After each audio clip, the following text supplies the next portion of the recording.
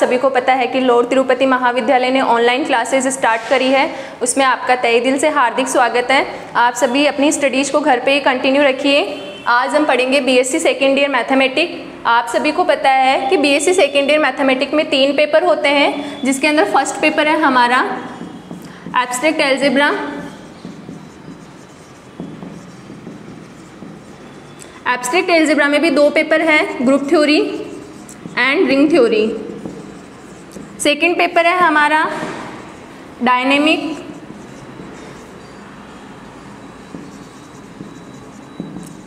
And statics. और third paper है हमारा डिफरेंशियल इक्वेशन। तो हम सबसे पहले स्टार्ट करेंगे हमारा फर्स्ट पेपर एब्स्ट्रैक्ट अलजेब्रा, उसमें भी हम सबसे पहले स्टार्ट करेंगे ग्रुप थ्योरी। सबसे पहले हम स्टार्ट करेंगे सेट यानी समुच्चय। सेट क्या होता है? Set is a collection of well defined distinct objects. Set क्या है? हमारे पास में कलेक्शन है इनका वेल डिफाइंड डिस्टिंक्ट ऑब्जेक्ट्स का। तो जो सेट होता है वो कलेक्शन होता है वेल डिफाइंड डिस्टिंक्ट ऑब्जेक्ट्स का। तो यहाँ पर 2 मीनिंग है। इस डेफिनेशन के अंदर आपको 2 डिफरेंट वर्ड्स मिलेंगे, well defined and distinct objects.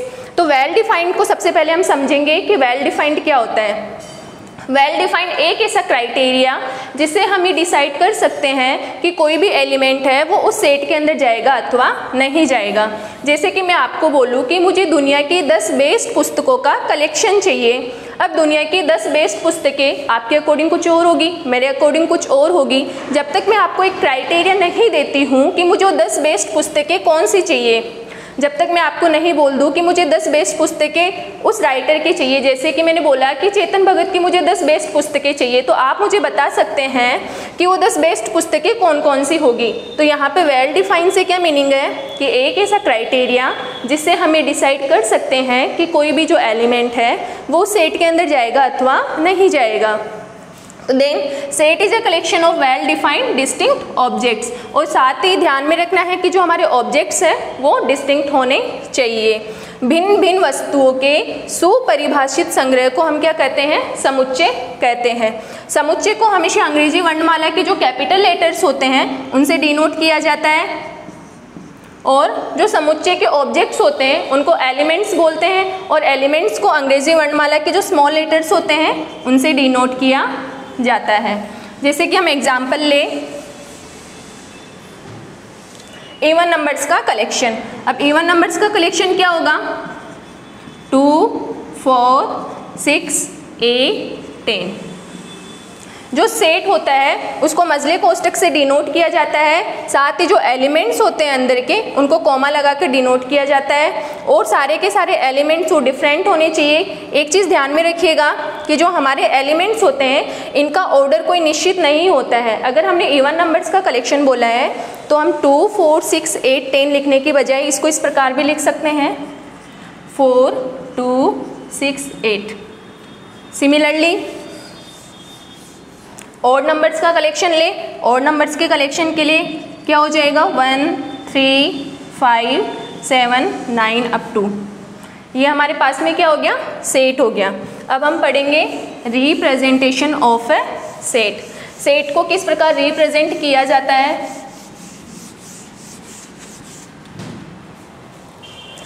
Representation of A set, समुच्चय का निरूपण।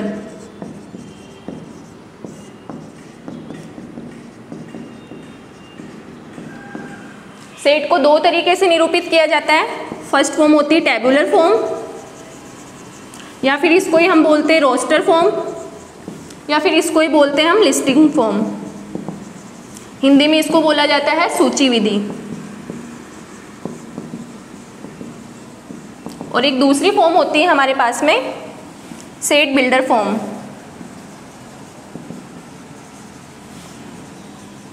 जिसको हिंदी में बोलते हैं समुच्चय निर्माण विधि। इनको हम एग्जाम्पल्स के थ्रू समझेंगे। मैंने आपको बोला कि मुझे 10 से छोटी प्राकृत संख्याओं का समुच्चय चाहिए। अगर मुझे उसको टेबुलर फॉर्म में लिखना है तो टेबुलर फॉर्म में हम उसको किस प्रकार लिखेंगे? 1, 2, 3, 4 अप टू 9 तक लिखेंगे। अगर मुझे उसको सेट बिल्डर फॉर्म में लिखना है तो हम उसको इस प्रकार लिखेंगे x such that x less than 10, where x किसको बिलोंग करता है, नेचुरल नंबर्स को। तो ध्यान रखिएगा जब भी हम इसको सेट बिल्डर फॉर्म के अंदर लिखते हैं तो यहाँ पे x सच दैट ये हमारे पास में क्या हो जाता है px, जो ये गुणधर्म होता है, जो प्रॉपर्टी होती है, इस प्रॉपर्टी से ही हम डिसाइड कर सकते हैं कि उस सेट के अंदर कौन कौन से एलिमेंट जाएंगे।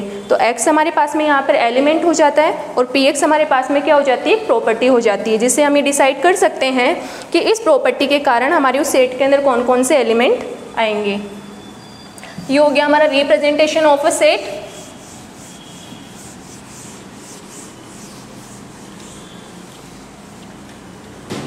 अब हम पढ़ेंगे वॉइड सेट या फिर नल सेट। वॉइड सेट या फिर इसे कोई बोलते हैं नल सेट, जिसको हिंदी में बोलते हैं रिक्त समुच्चय।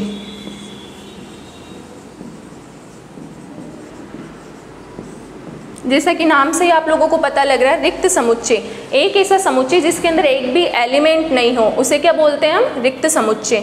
इसका नोटेशन होता है या तो 5, या तो हम इसको 5 से डिनोट करते हैं, या फिर इस प्रकार, ये सेट का ही नोटेशन हो गया लेकिन इसके अंदर एक भी एलिमेंट नहीं है, इसको हम क्या बोलते हैं, नल सेट। अब हम पढ़ेंगे सिंगलेटन सेट, जिसको हम बोलते हैं एकल समुच्चय।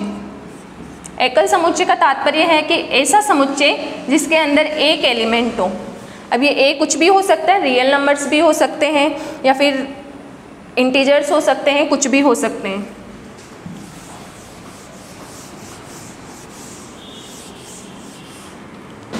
Next equal sets, sorry finite and infinite sets. Finite set और इनफाइनाइट सेट क्या होते हैं,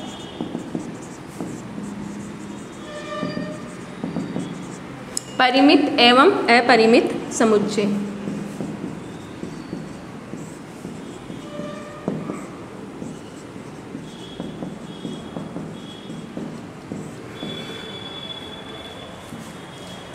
एक तो हमने अभी पढ़ा रिक्त समुच्चय, इसके अलावा ऐसे समुच्चय जिनके अंदर क्या होता है, एलिमेंट सीमित होते हैं, उनको हम क्या बोलते हैं, फाइनाइट सेट बोला जाता है। रिक्त समुच्चय और फाइनाइट सेट के अतिरिक्त जितने भी समुच्चय होते हैं उनको इनफाइनाइट सेट बोला जाता है। जैसे कि 5 को तो हम क्या बोलेंगे, फाइनाइट सेट। इसके अलावा a = 1 2 3 4 5 ये हमारे पास में क्या हो गया, फाइनाइट सेट हो गया। अगर हम नेचुरल नंबर्स का कलेक्शन लें तो नेचुरल नंबर्स क्या होते हैं, इनफाइनाइट्स होते हैं, 1 2 3 अप टू। तो ये तो हमारे पास में क्या हो गई, फाइनाइट सेट। फाइनाइट सेट के अतिरिक्त जितने भी समुच्चय होते हैं वो सारे के सारे क्या कहलाते हैं, इनफाइनाइट सेट कहलाते हैं। अब फाइनाइट सेट के अंदर क्या होता है, एलिमेंट सीमित होते हैं तो हम इनको काउंट कर सकते हैं। काउंट कर सकते हैं तो हम फाइनाइट सेट के क्या निकाल सकते हैं, ऑर्डर निकाल सकते हैं। Then next, order of a finite set.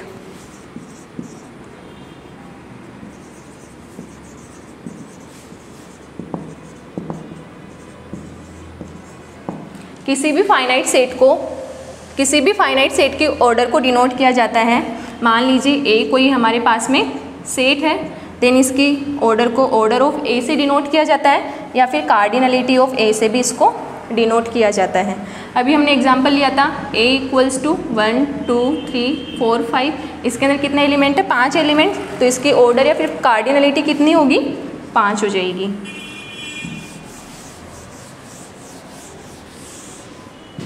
Next, equal set.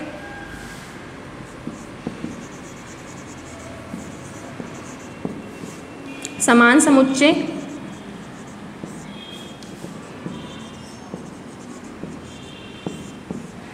मान लीजिए हमारे पास में दो सेट है A एंड B।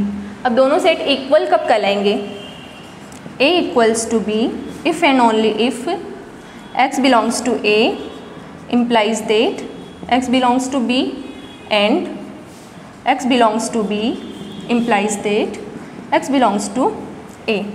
दो सेट इक्वल्स कब कहलाते हैं, पहली बात उन दोनों की कार्डिनलिटी सेम होनी चाहिए। इसके अलावा A के सारे एलिमेंट किसके अंदर होने चाहिए, B के अंदर होने चाहिए, और B के सारे एलिमेंट किसके अंदर होने चाहिए, A के अंदर होने चाहिए। Examples, A = 2 4 6 8 and B = 4 2, 8, 6। दोनों की कार्डिनलिटी कितनी है? 4 और 4। अब हम देख रहे हैं कि 2 इसमें भी है, इसमें भी है, 8 बी के अंदर है, ए के अंदर भी है। तो दोनों सेट इक्वल कब कहलाएंगे? जब दोनों की कार्डिनलिटी सेम हो, साथ ही साथ दोनों के एलिमेंट्स भी क्या होने चाहिए? समान होने चाहिए। तो ए और बी क्या कहलाएंगे हमारे पास में? Equal sets.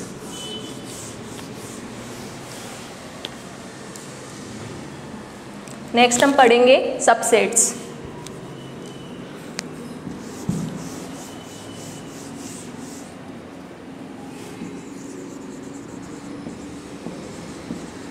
उपसमुच्चय।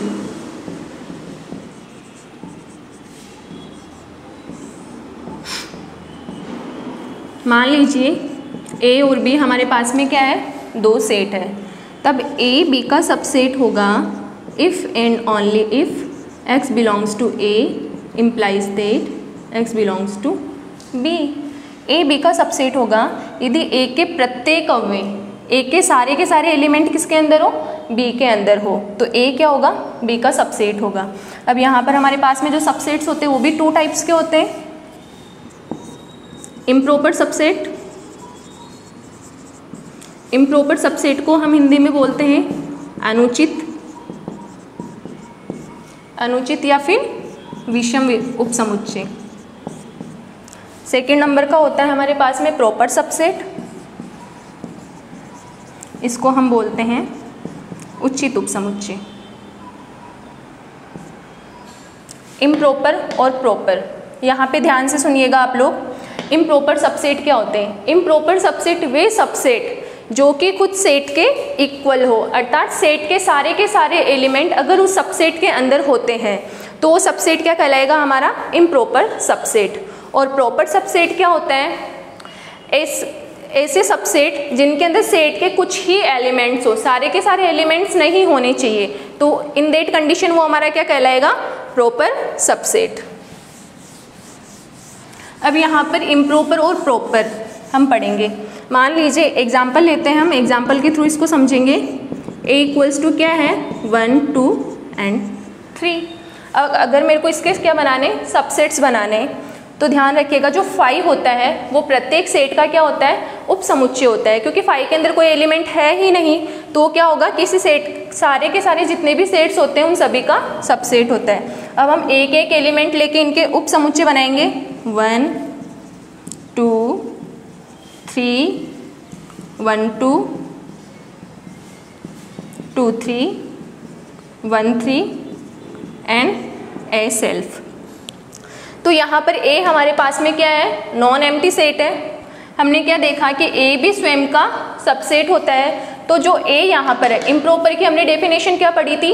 वो सबसेट जो कि सेट के ही इक्विवेलेंट हो, अर्थात सेट के सारे एलिमेंट अगर उस सबसेट के अंदर आ जाते हैं तो वो सबसेट हमारा क्या कहलाएगा? Improper subset.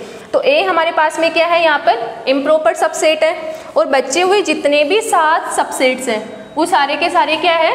प्रॉपर सबसेट है। अब ध्यान रखिएगा 5 यहाँ पर क्या है? प्रॉपर सबसेट है। कौन सी कंडीशन में? जब ए हमारा नॉन एम्प्टी सेट है। लेकिन अगर आपने सेट ही 5 लिया है, सेट अगर आपने 5 लिया है, जब आप इसका सबसेट बनाओगे, जब आप इसका सबसेट लिखोगे, इन दैट कंडीशन ये यहाँ पर क्या बन जाएगा? इम्प्रॉपर। तो ध्यान रखिएगा जब 5 होता है वो नॉन एम्प्टी सेट की कंडीशन में तो क्या होगा? Proper subset. लेकिन जब 5 खुद ही सेट है, इन दैट कंडीशन वो क्या हो जाएगा? Improper subset. यहाँ पे 5 के लिए आपको ध्यान में रखना है, नॉन एम्प्टी सेट की कंडीशन में तो 5 जो होगा वो प्रॉपर होगा, लेकिन अगर हमारा सेट खुद ही 5 है, इन दैट कंडीशन वो हमारा इम्प्रॉपर सबसेट होगा। इसको नोट लगा के लिख लेना आप लोग नोट लगा के लिख लीजिएगा। If A is non empty set,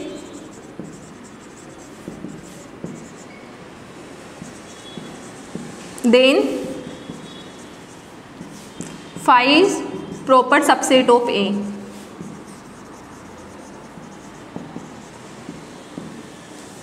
And A equal to phi, हमारा सेट ही हम क्या ले रहे हैं? phi.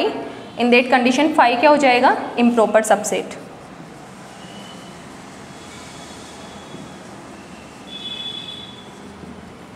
अब हम कुछ प्रॉपर्टीज़ देखेंगे सबसेट्स की।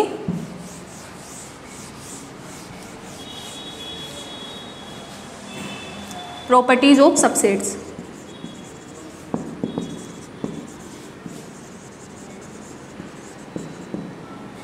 फर्स्ट, वैसे आप सभी जानते हैं कि प्रत्येक समुच्चय क्या होता है, स्वयं का सबसेट होता है।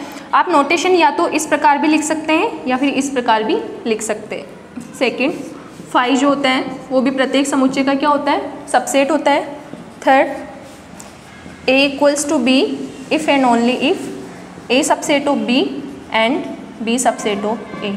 ए और बी आपस में कब इक्वल होंगे, जब ए के प्रत्येक एलिमेंट बी के अंदर हो या और बी का प्रत्येक एलिमेंट किसके अंदर होना चाहिए, ए के अंदर होना चाहिए।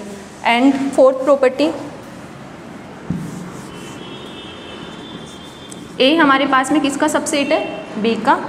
बी किसका सबसेट है, सी का। इन दैट कंडीशन ए किसका सबसेट हो जाएगा, सी का सबसेट हो जाएगा। यहाँ पे ट्रांजिटिव प्रॉपर्टी लगती है, ए अगर बी का सबसेट है, बी सी का सबसेट है, देन ए किसका सबसेट हो जाएगा, सी का। Thank you so much.